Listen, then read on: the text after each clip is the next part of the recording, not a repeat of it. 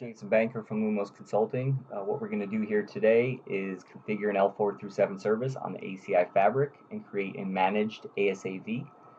Before we get into configuration details, I have a design up on the screen that what we will be doing today. So if you take a look, we have a typical VRF within ACI. Within this VRF, we're going to have two bridge domains and two EPGs. So we have our DMZ bridge domain and DMZ EPG, as well as our web BD and web EPG. What we're going to be simulating here is traffic from the DMZ coming through a firewall into the web tier on port 80 and 443. If you look up top, you will see the name of our firewall interfaces, the IPs we will be using, and the security level, as well as the subnets we will be using in each EPG, bridge domain. We will not be using these subnets as the default gateway of the host. The firewall will actually be the default gateway. But what we will be doing is putting an SPI on there just for communication and testing purposes. So let's go take a look at some typical settings within ACI before we start configuring the L4-7 service. So I have a typical tenant. Within that tenant, we have a VRF we will be using. In this case, it'll be production. It has default settings. Our policy is enforced and nothing else is configured. Very typical VRF within ACI. We have two bridge domains built here. I have one for DMZ and one for web. If you take a look at this bridge domain, what is not default here is we're flooding L2 and unknown unicast, which will allow ARP flooding to take place. So default setting would be hardware proxy, no checkbox. We hit flood, we get checked, we're good to go. We also have our subnets created. 192.168.2.250 will live on ACI for testing purposes, and web is using 192.168.1.250. Web also has it set to flood with ARP flooding set. So our bridge domains are created in our VRF. Now let's take a look at our application network profile. So we have our production application network profile with two EPGs. Take a look at DMZ. Very default settings. We are set to our DMZ bridge domain. We have our domain set, which is our VMM domain pointing to the ACI DVS, and web is very similar. So very standard setup within ACI. Before we get into the L4-7 services, let's take a look at our vCenter. So we have our ASAv routed. Let's look at those settings. I have multiple network adapters. The first one is set to management 00 on the firewall. Network adapter 2 is set to 00 on the firewall, 3 is 01, 4 is 02, so on and so forth. You can see these two are set to quarantine right now. Once we configure the L4-7, these will be pre-populated with port groups created by ACI, and we will go in and take a look once that takes place. If we go into our DMZ, we have an Ubuntu box, DMZ. Let's take a look at the console. Let's go ahead and log into this. If you take a look, here we are. We want to see if we can ping our SPI on ACI, which is 2.250. We can, great. We want to see if we can ping our host, the web tier from DMZ. We cannot, that is great. There's no contract or firewall in place yet, so we should not be able to hit that box. If we go into our web box, we should have the same deal. So let's go ahead and take a look, see if we can ping our default gate or SPI on the fabric. We can. And can we hit 2.10? We shouldn't be able to, as like the DMZ. Okay, great. Now that's set. One more thing. Let's go ahead and log into our firewall. We're going to restart this session. Go ahead and log into it. So when we're setting up this firewall, the only settings we need to begin with, we can do a quick show run. No interfaces are configured. We do have our management interface configured with a route for management. And I went in and set up HTTP server with a default, basically allow any to the management to access this. That's all we've configured, and we are good to go. So once we build the L4-7 services, we should see configuration pushed to the firewall, and we'll come back and take a look at this after we create the L4-7. Let's go ahead and do that. So first we want to go into L4-7 services. We want to import a device package. I've already done this, but it's very simple. You get your device package from Cisco, you browse to it, whether it's on your PC or a store, you upload it, and you can come over here and look at your packages. I have 2 for ASA and 1 for an F5. We will be using the ASA 1.2 today. So we want to go back to our tenant. We want to go into L4-7 services, and we want to start with L4 through L7 devices. So we want to create an L4 through L7 device. So we will be doing managed, so we want to leave this checkbox checked. We want a name, so we are going to go ahead and call it ASA managed for this demonstration. Our service type will be a firewall. Our device type will be virtual. We want to select our ACI DVS. This is ours. Our device package, ASA 1.2. The model, we are using an ASAv. Context, we're not using multiple, we are single. And our function type, so within the firewall terms, go to is routed, go through is transparent. We are going to do routed. We want out-of-band connectivity to this. We want to put our credentials. So what we're doing here is we're allowing the APIC to talk to the firewall out of band on the management link. And this is how configuration will take place. So if I go ahead and set my IP, using an ASA, it has to be HTTPS. So this is my management IP using HTTPS. Our VM, we want to select our ASA that we were just looking at a minute ago. Happens to be right here. Now we want to go ahead and create device interfaces.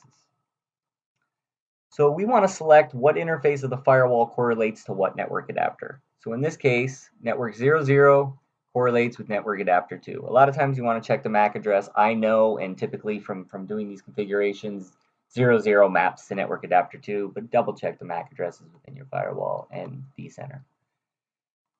Go ahead and select 01 is going to map to network adapter 3, and we could continue doing this if we had multiple interfaces. Now, we're not selecting a path because we're not doing any static or dynamic routing in this demonstration. So we go to our cluster interfaces. This is where we want to do our provider-consumer relationship. So in our case, our provider, we're going to name that interface web. And the concrete interface we want to use is 00. So we're going to update that. We want to go ahead and do our consumer. You can guess right, it's DMZ. We're going to go ahead and select 01. We're going to update that. And this should be good to go. We're going to go ahead and hit next. And then finish, and then we are going to allow the APIC to try to communicate with the ASA to start configuration. So let's go ahead and hit next. We will do this device configuration in another field. So we're going to do finish. You can see we are created here. We should be able to take a look at our ASA managed device we just created. What you want to see is stable. Typically in the beginning, you get a couple faults. You get some soaking, clearing. So we'll come back and look at these, and they'll go away. We get this fun one. It's a script warning, even a cable or plugged into the wrong connector. But I promise they will go away. The most important thing here is you want to see stable, right? So we can go ahead and move on with our configuration, and we can come back here and take a look. So we want to go to our application profile. So production is what we're using, and we get this nice little screen. What it does, it shows us our VRF and our EPGs.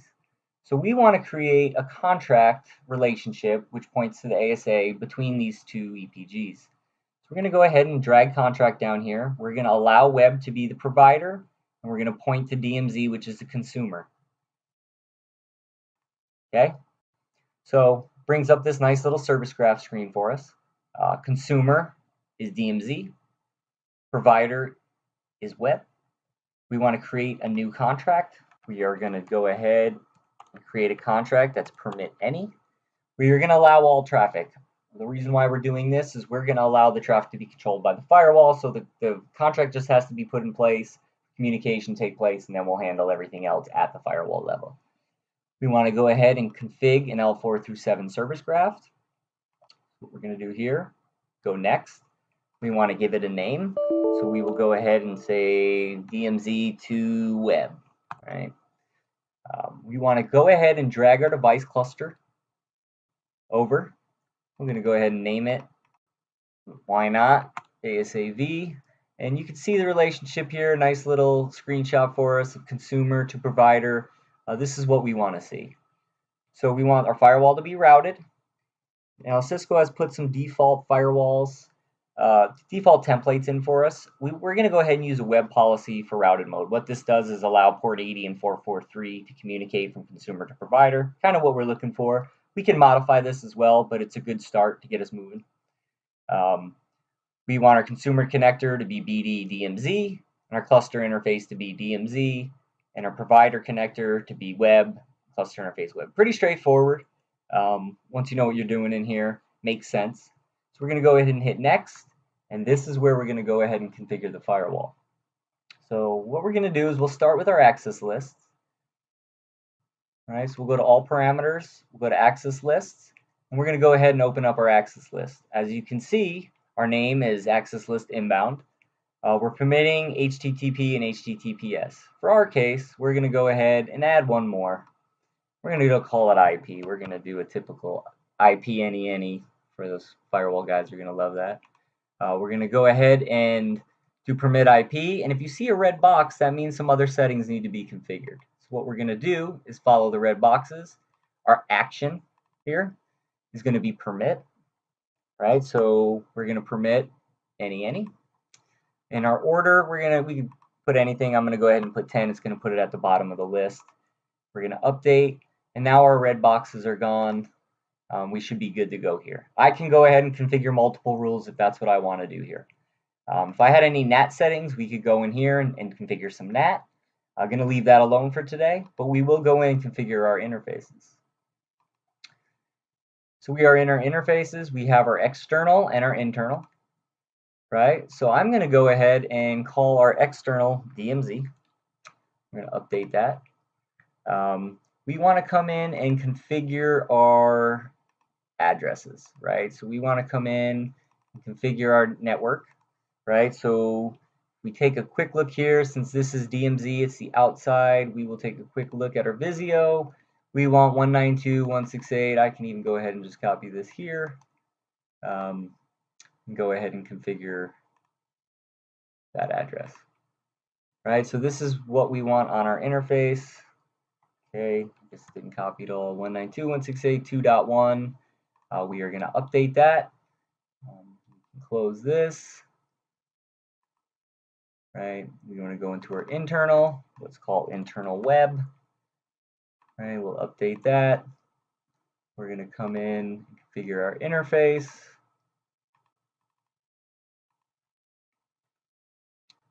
Let's go ahead and do 192. This guy is 1.1. We're going to go ahead and update that. So we should be good to go here. We have our interfaces configured. We have our access list. I should go hit OK here, and it should start pushing configuration to the firewall, which we will verify. So we are going to hit OK. One thing you do want to do here is, I don't know why it just got super small on me, but we want to hit submit. Right, so now let's go ahead and take a peek at our firewall, see what's going on here. So here's our firewall. Let's go ahead and log back in.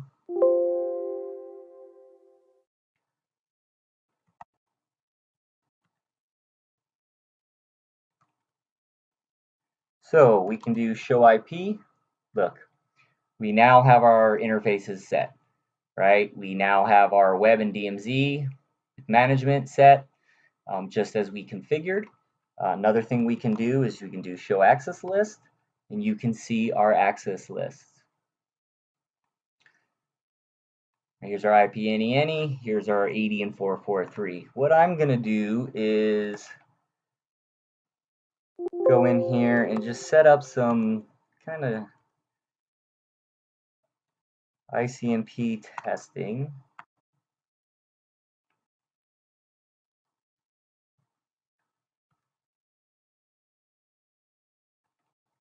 Actually, we won't even do that right now. We will go back. So we have our ASA configured. We can go look at our L4-7 devices. Still have this fault. Check on it again. It should be going away here shortly. We now have a service graph template, which we can take a look at our connectors. This is what we built earlier. We can look at our function nodes, what we're doing here. We can also take a look at our deployed service graph instances. A couple other things we can take a look at is we did build that contract, permit any. So we can look at that, and we do have our permit any contract built, basically just pushing to the firewall. If we look at the subject, it says, hey, use the service graph. Good to know. We can go into our application EPGs, and we can look at the contracts there, and you should see DMZ is a consumer and web is the provider. Verify that. Okay, great. So everything looks good, other than these silly little errors that we have right this second. But let's go ahead and do some testing here. So if we go into our DMZ,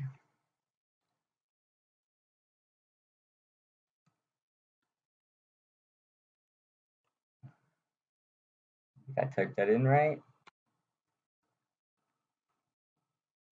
Okay, here we go. So let's go ahead and do some little testing here. So we want to go ahead, can we still ping our interface? We can. Can we ping the firewall interface? We can, that's good to know. Can we ping the other side of the firewall interface? We cannot. Let's see if we can hit that host. Firewalls typically usually don't let cross traffic. To ping the other side, can we ping .10? We can, so now we can hit our other hosts. Let's go ahead and take a look at our access lists, see if we're getting any hits. As you can see, we're getting some hits on the IP any. We can go back to here. Let's try a telnet. I do not have port 80 set up on my web client, but no big deal.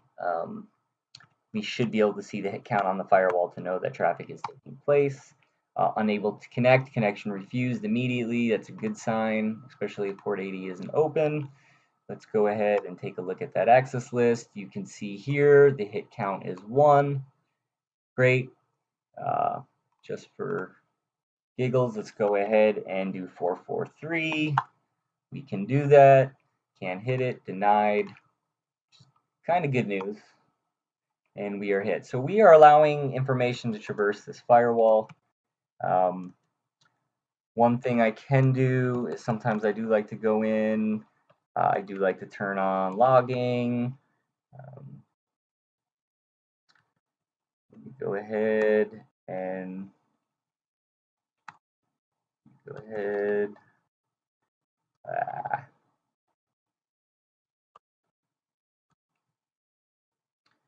go ahead and ping again.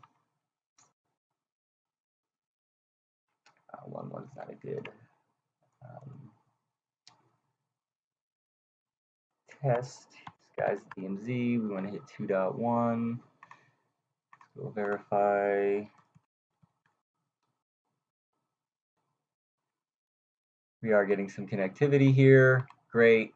So we have a working ASAv in manage mode, allowing configuration to take place from the ACI. So anything I do put on this CLI now will not get integrated into ACI. It does need to be done within the fabric. The faults are gone now. I was talking about those silly little faults. They are gone. It sometimes takes a minute. We ran through that pretty fast. So you want to go in here, and you can go ahead and reuse these filters. We could go back into production if we wanted to and create a contract and allow DMZ to web. That actually is not the way we wanted to do it. We could do this way. We could reuse the filter if we wanted to. Time being, we're not going to do that. But we could go in here and make some corrections. I can go ahead and click on this contract. I can go ahead and add some more rule sets if I wanted to. Here in my parameters, if this is what I wanted to do, and add some more configuration. So thank you for watching, and hope you learned something on how to build a ASA firewall within ACI.